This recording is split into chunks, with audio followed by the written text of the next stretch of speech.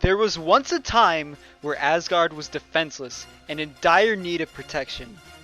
A giant from the mountains arrived in Asgard and promised a wall that was so tall and so strong that no trolls or giants could break through it. In return, the builder asked for Freya's hand in marriage, the sun, the moon, and to not be harmed by anyone or anything in the process. After some convincing from Loki, the gods begrudgingly agreed, but only on the terms that the wall had to be finished in one winter and he couldn't get help from any man. If the wall was not done by the first day of summer, then there would be no payment. Freya was not happy.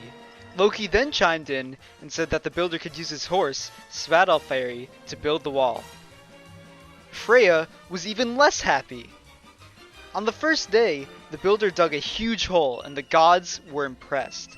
The builder left for the night to get granite from the mountains, and the gods were sure he wouldn't return for another couple of weeks. However, to the gods' surprise, the builder was back by dawn, with Svaðilfari carrying the heavy stones. This continued until the final few days of the winter season. The wall was almost complete and the gods started to panic. They underestimated the power of the builder's horse, and as such, the small time frame they created was no issue for the builder. Freya was very displeased with the gods, as it seemed as though her fate was sealed. As a final request, Freya asked to have whoever convinced the gods to accept the deal to be executed before she left. Loki was not happy. Loki tried to weasel his way out of it, but the gods were not having any of it, and proceeded to beat him profusely. Eventually, Loki submitted and agreed to fix the problem. Without any more discussion, Loki left Asgard to carry out his plan. Loki decided to turn into a mare, female horse, and distract Svaðilfari.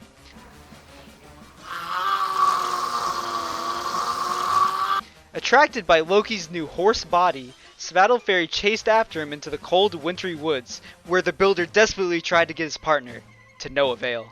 The next morning, when the builder finally recovered his horse, he realized he no longer had enough time to finish the wall, and broke out into a giant's rage. This revealed to the gods that he was in fact a giant.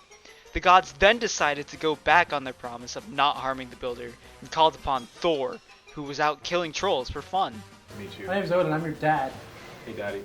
Thor immediately arrived and without any question threw Mjolnir at the giant's head, causing his head to explode into millions of tiny pieces.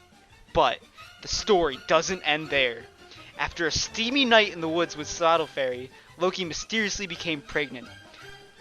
Loki did not return to Asgard for the next many months until he gave birth to a great colt with 8 legs, which was known as Sleipnir.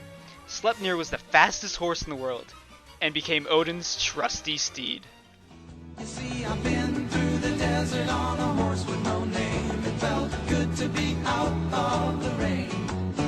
In the desert, you can't remember your name, 'cause there ain't no one for to give you no pain. La, la, la, la, la, la, la, la, la. And Don't lie to the government. Or the gods. Or the gods. Don't be a giant. Don't be a giant. That's racist.